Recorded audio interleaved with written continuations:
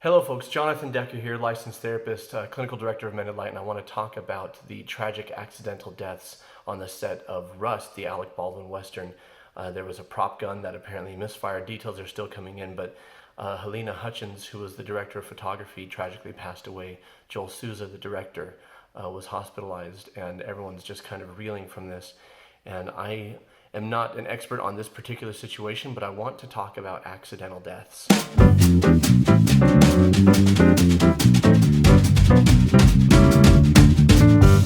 This is not the first accidental shooting that has taken on the place of a film set. Brandon Lee, the son of Bruce Lee, was killed on the set of the film The Crow in a similar accident. And I am not going to presume to tell you, if you're watching and someone that you love has died in a tragic accident, I'm not going to presume to tell you this is how you should handle it, but I do want to share some things from my experience and my observation that have helped me to find some peace, because my mother's death was an accident. It was an accidental death. So my mom, wonderful woman, wonderful mother, wonderful wife, incredible person. I get my compassion and a lot of the things that I do here from her, which is not a knock on my dad. He's a great man, but like, she specifically had just a wonderful way with people, with empathy, with relating to people and helping them solve their problems or comforting them when the solutions couldn't be found. And her death was a serious loss. She had had health problems for over a decade, a variety of health problems, multiple spinal fusions, carpal tunnel syndrome, and she actually had gone in for carpal tunnel surgery. I won't go into too much detail, but my dad, she died in her sleep, and my dad found her the next morning, and it was tragic for all of us, and it was traumatic for all of us to lose her suddenly without warning. You know, we were mourning, we were grieving. They were going to do an autopsy to determine cause of death. We had the funeral, and the coroner got back that the cause of death was the anesthesiologist had not read her chart properly and gave her medications that should not have been mixed with other medications she was taking for her back pain, and caused her to pass away in her sleep, caused her heart to stop. Now, I'll never forget this, and don't tell my dad that I said this. This may not be...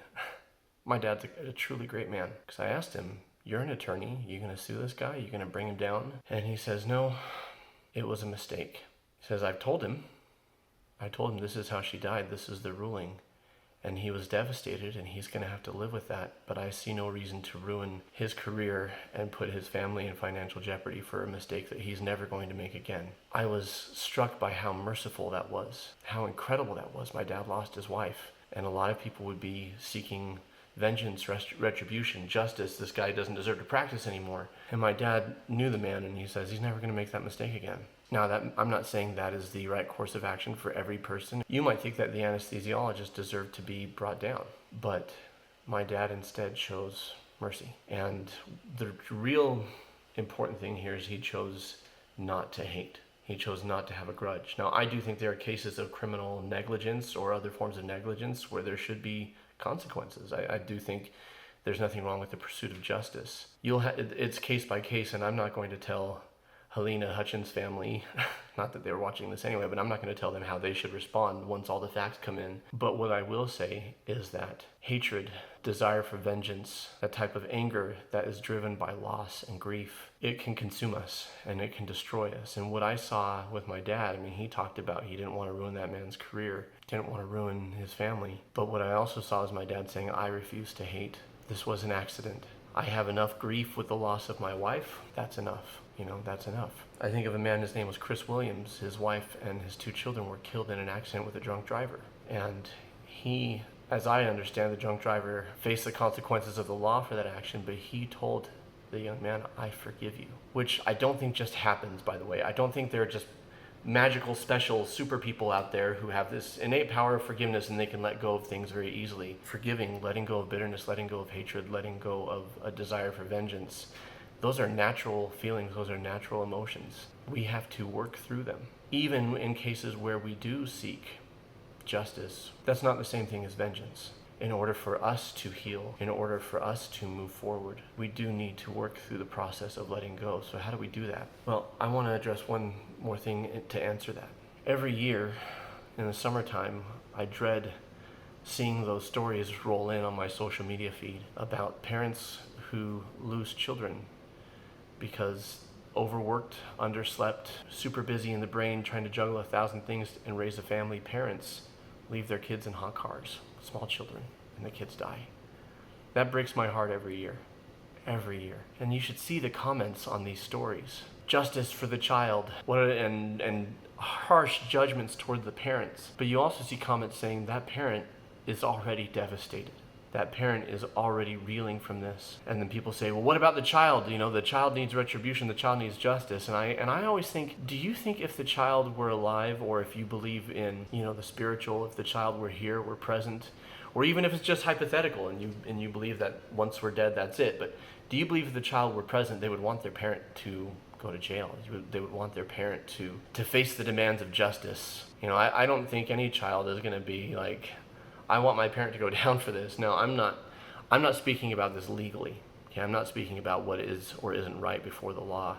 I'm speaking about the bloodlust that happens when we judge harshly, when the fact is it could happen to any of us. Any of us could be careless. Any of us could be so, or quite the opposite, so encumbered with cares that we're not thinking through every single thing that happens. One of my greatest fears is backing out of a driveway and running over a child, because I read those stories too, and so I'm always double, triple checking. I'm always fearful of it. Not only can an accident happen to any of us, but any of us can cause an accident. That's why they call it an accident. Generally speaking, the people who are involved in tragic deaths, they feel an awful lot of guilt and shame that they will carry their whole lives and have to work through their whole lives. I'm not saying what is and isn't right before the law, or whether we should or shouldn't extend mercy versus, pursuing a course of justice. What I am saying is anger comes from pain. Anger comes from loss. Like Yoda said, fear leads to anger, anger leads to hate, hate leads to suffering, but grief leads to anger, anger leads to hate, hate leads to suffering. Loss leads to anger, anger leads to hate, hate leads to suffering. And we can redirect. How do we let go? I always think it comes down to what type of person do you want to be? And oftentimes the departed is someone who wants us to be our best selves, whether it's a friend, family member, other loved one, especially in cases of tragic accidents. The most important thing is that we don't let that hate consume us. And the way we do that is to choose love and forgiveness. And the thing about forgiveness is it's not saying I absolve you from the act. It could be, but it's not necessarily saying you're not going to face consequences. What it is saying is I choose not to hate you. I choose to have mercy towards you. I choose to have compassion. Even if it means we never talk again or we don't have a relationship, I'm going to choose to release this so it doesn't burden me. I'm going to choose to release this so it doesn't consume me. And forgiveness is not a one-time thing. It's not just like, I forgive you, I pardon you, right? It's not, I've forgiven you and now it's over. And a lot of people have that idea. Once you forgive somebody, it's over. The fact is, hurt and anger and pain come up over and over and over, and hatred sometimes comes up over and over and over. And forgiveness is how we deal with those emotions when they come. Forgiveness is not a one-time thing any more than doing a set of push-ups is a one-time thing. We do it every time those feelings come up so that they don't consume us. I know people who are consumed by bitterness, by loss, by hate, by anger, by grief. Loss and grief we do have to pass through when we love somebody and we've lost them. But bitterness, anger, hatred, we may not choose the emotions, we may not choose when they come up, but we do choose what to do with them. If you've lost somebody in a tragic accident, the person who caused it may not deserve your forgiveness, but it's not about what they deserve. It's about, do you want peace? The departed, I'm banking on, always want your peace. Thank you for joining me for this video. If you enjoyed this, I got another one right here that I think you'll really dig. I'd love to hear your thoughts on what I had to share today. Agree or disagree? Why? What are your experiences with loss, even with tragic loss, with forgiveness, with seeking retribution, or with extending mercy? What is your experience? What are your insights? I'd love to hear it. As always, like, subscribe, click the bell, share with your friends, and keep shining because we need your light.